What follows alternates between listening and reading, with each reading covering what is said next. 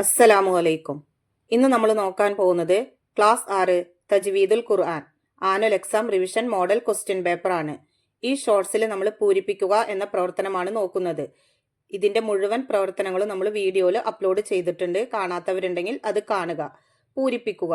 12 മദ്ദുൽ വാരില് dash വരെ നീട്ടലാണ് നല്ലത്. അവിടെ പൂരിപ്പിക്കേണ്ടത് 3 അലിഫ്. മദ്ദുൽ വാരില് 3 അലിഫ് വരെ നീട്ടലാണ് നല്ലത്. 13 നാവിന്റെ അറ്റവും മേലെ അണപ്പല്ലുകളുമാണ് ഡേഷിന്റെ മഹ്റജ്. അവിടെ പൂരിപ്പിക്കേണ്ടത് ലോദ്. നാവിന്റെ അറ്റവും മേലെ അണപ്പല്ലുകളുമാണ് ലോദിന്റെ മഹ്റജ്. 14 മിൻ ഖബൽ എന്നതിൽ സാക്കിനായ നൂനിനെ ഡേഷ് ചെയ്ത് ഓതണം. അവിടെ പൂരിപ്പിക്കേണ്ടത് ഇഖ്ഫാ. മിൻ ഖബൽ എന്നതിൽ സാക്കിനായ നൂനിനെ ഇഖ്ഫാ ചെയ്ത് ഓതണം. 15 റമളാൻ ആഗതമായാൽ ഡേഷ് കവാടങ്ങൾ തുറക്കപ്പെടും. അവിടെ പൂരിപ്പിക്കേണ്ടത് സ്വർഗ. റമളാൻ ആഗതമായാൽ സ്വർഗ കവാടങ്ങൾ തുറക്കപ്പെടും. 16 നാവിന്റെ അറ്റവും ഡേഷുകളുടെ ഇടയുമാണ് സ്വാദിന്റെ മഹ്റജ്. അവിടെ പൂരിപ്പിക്കേണ്ടത് മുൻപല്ലുകളുടെ. നാവിന്റെ അറ്റവും മുൻപല്ലുകളുടെ ഇടയുമാണ് സ്വാദിന്റെ മഹ്റജ്.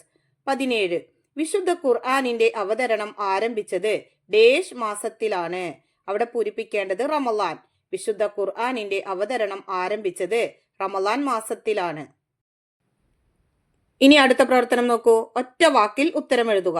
18 നാവിന്റെ മുരടും അണ്ണാക്കും ഏതക്ഷരത്തിന്റെ മഹ്റജാണ്? ഉത്തരം ഖാഫ്.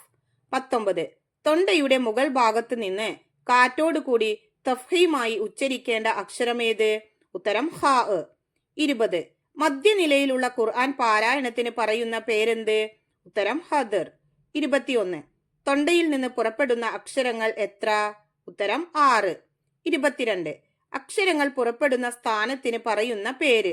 ഉത്തരം മഹ്റജ്. 23 മദ്ദുൽ വാജിബ് എന്ന പേരിൽ അറിയപ്പെടുന്ന മദ്? ഉത്തരം മദ്ദുൽ മുത്തസിൽ.